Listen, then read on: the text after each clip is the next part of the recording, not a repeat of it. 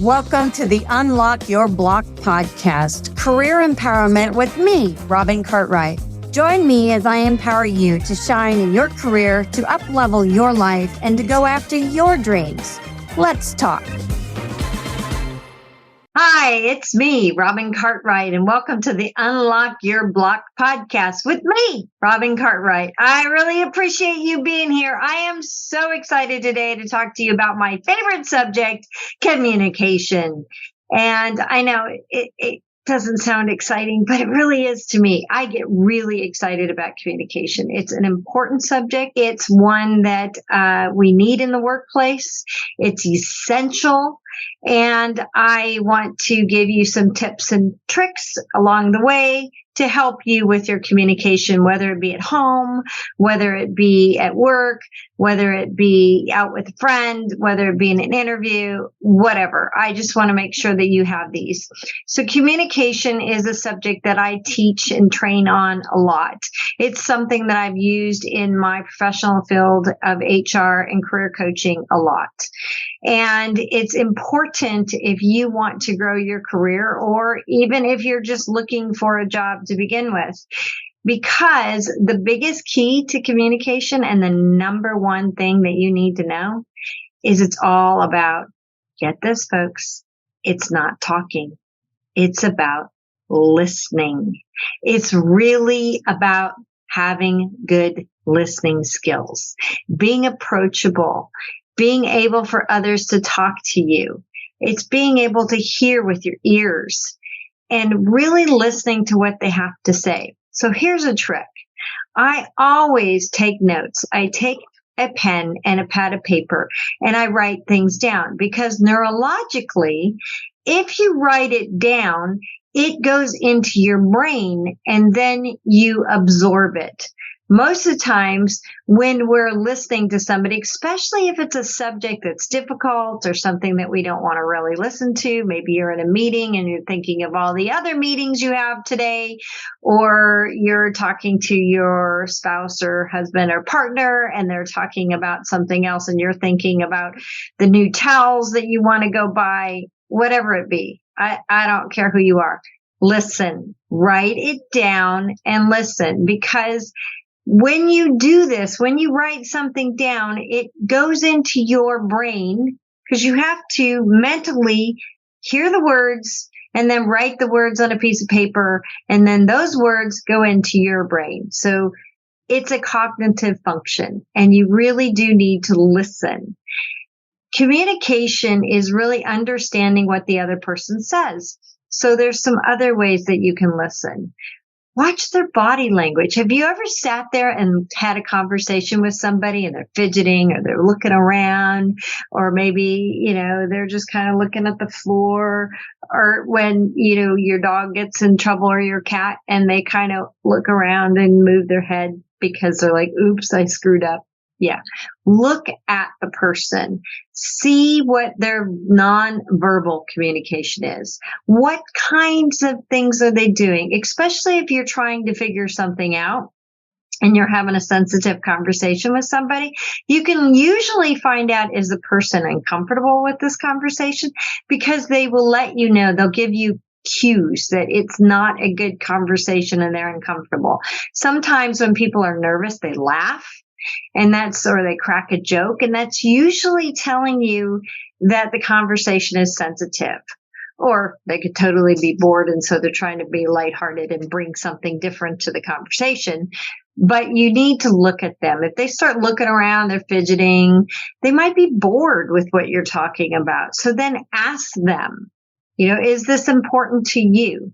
When you're talking with management, it's really important that you listen.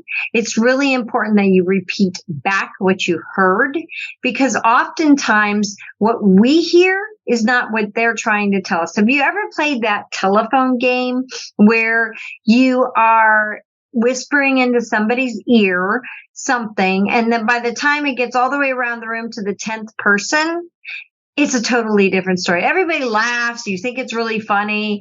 But in reality, that's how communication works. When you tell me the sky is blue, I might be thinking, yeah, but it looks a little teal blue. It doesn't really look navy blue. It looks teal blue. Or maybe I'm thinking, well, it's baby blue. It's not really blue. So my interpretation of what you just said is different because we all come from different walks of life. We have different paths. And so my interpretation of what you just communicated to me is different. So you want to make sure that when you're communicating, especially if it's something important, that the person is listening. Many times I'll be in meetings with somebody and I will be writing it down in my notepad. I will also be reiterating what I think that they've heard from this person. I will also be asking them to reiterate to me what they've heard. So when I'm coaching or counseling somebody, I will ask them, does this ring true with you? And they'll say, oh, yeah. I'll say, great. What rang true? Tell me, what was it in this conversation that you really heard me say that rang true? Because I want to make sure that they heard what I had to say. Many times people don't. And they might go, well, I don't really know. And that happens sometimes in an interview. So if you're in a job interview, somebody might ask a question. So for example, they'll give you a question and they'll use a word that you are not familiar with.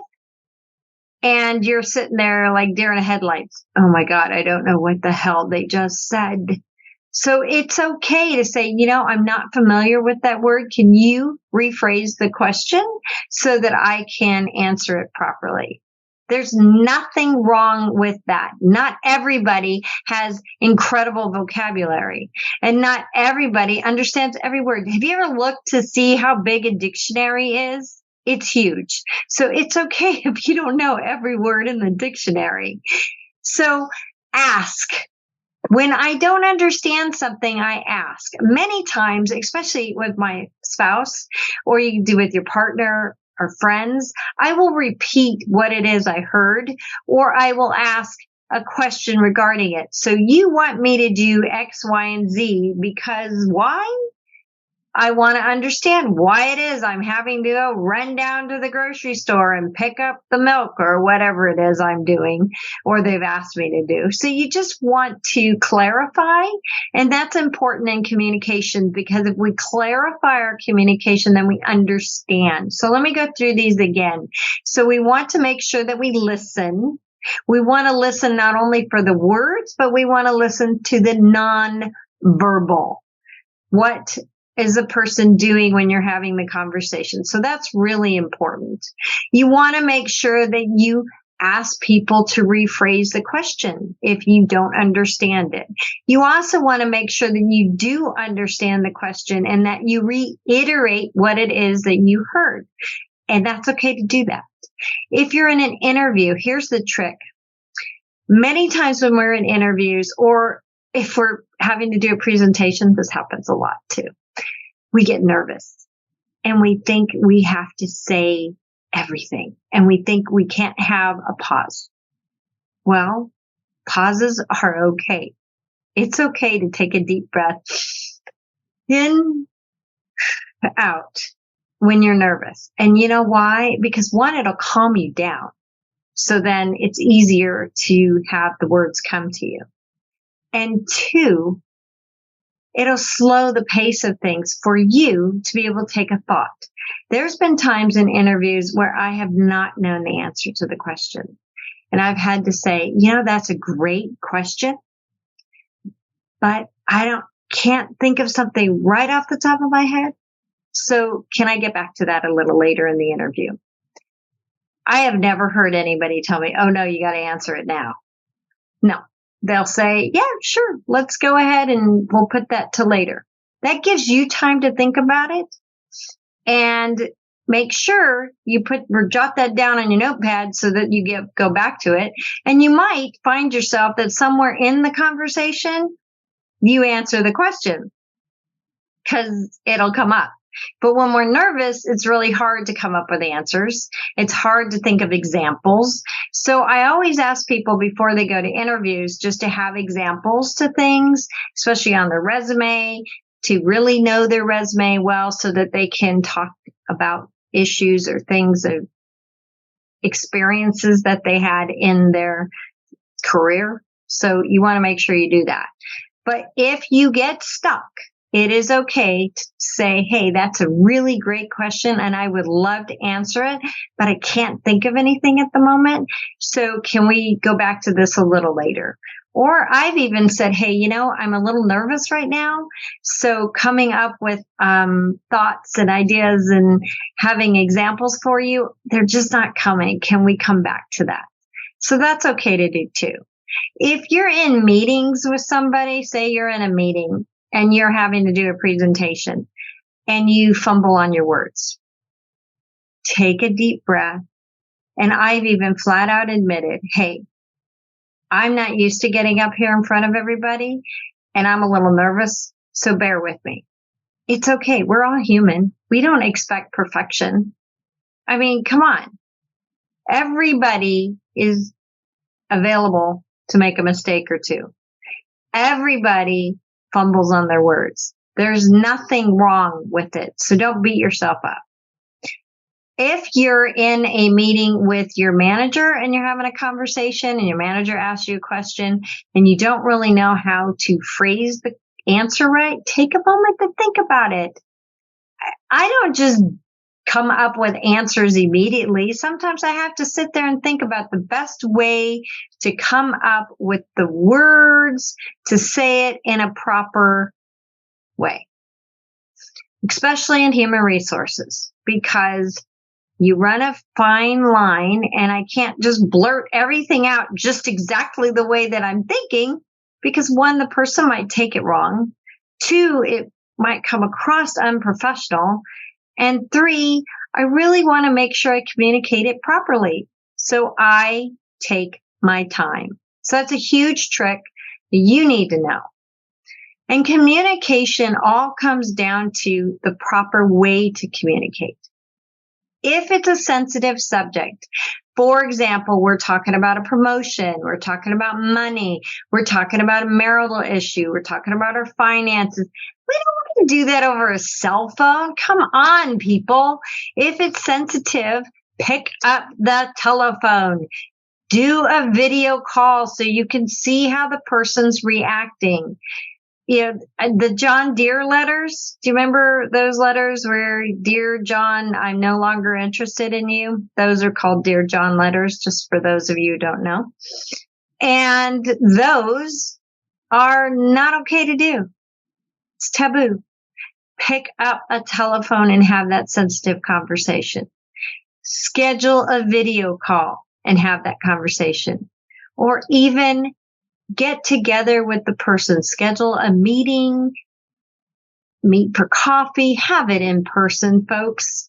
Really, if you have a sensitive subject, it's better to do it in person so that you can read the person's non-verbal language.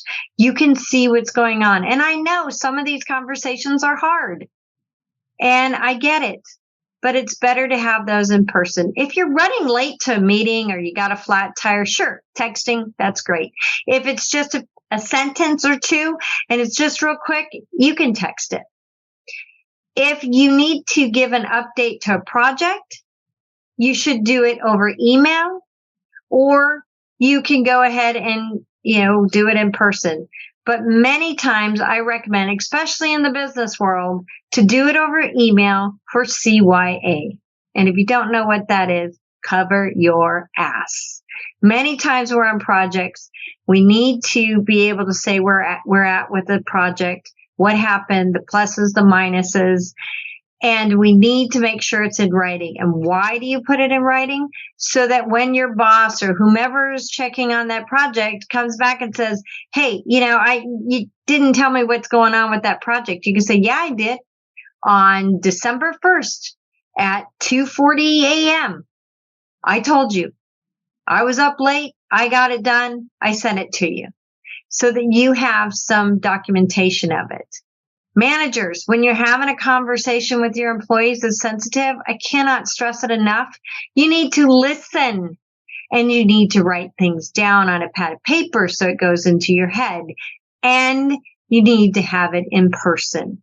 If you cannot have it in person, pick up the phone and have it over the phone because the person needs to at least hear your voice.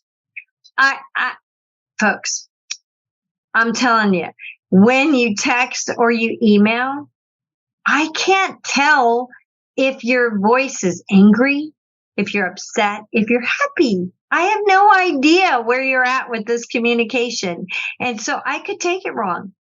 It's just like that little thing where we're whispering, a telephone game, whispering in one person, and by the time it gets back to you, it's a totally different story. It's the same thing. So if I'm communicating to you over email and the person's reading it and they think I'm angry at them, how does that help? Well, I remember when email first came out, it was a really big thing, just like cell phone and texting.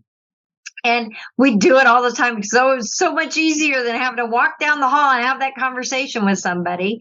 But the truth is that I can't tell you how many times people would take it wrong. They would not hear me properly. So you really do need to have those conversations in person. So I'm hoping that these tricks and tips have helped you. Nonverbal communication is important. The biggest thing about communication is listening. And really make sure that you have those sensitive conversations in person. Know when to use your text messaging and when not. Know when to have those email conversations and not. And sometimes, here's the last tip I'm going to give you for the day. If you have a conversation with your boss, it was a sensitive one or very involved, and you're thinking, when you leave the meeting, I'm not sure if my boss really understood that or I understood it. Many times I will go back to my desk. I will write an email to my boss and say, thank you so much for having that conversation. I just want to reiterate to you that we did X, Y, and Z, and this is the plan that we're doing moving forward. So if you want to do that, advise that as a good tip for you to move forward with. This is Robin Cartwright. I'm hoping that I helped you out. I am a career empowerment coach and a positivity coach. If you're looking for a little help in that direction, go ahead and look me up. You can find me at hiddengemscoaching.co, or you can Google Robin Cartwright. I'm on Instagram, Facebook, and I do have a website. I'm really hoping that you're enjoying these podcasts, and I look forward to speaking with you next time. Have a great day.